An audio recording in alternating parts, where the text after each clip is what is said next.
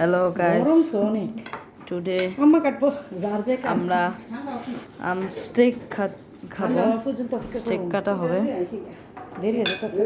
Jammu slice piece করে কাটা হচ্ছে, ছোট ছোট স্লাইস পিস করে। এটা থাক, এটা দিয়ে ভালো কাটা হবে। আম্মু পাতলা পাতলা করে কাটো।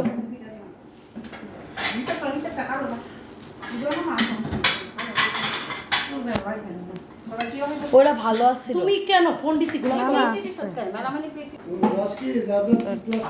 জি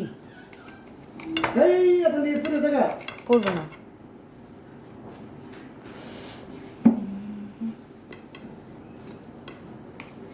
আল্লাহ রে শক্তি হইছে কহ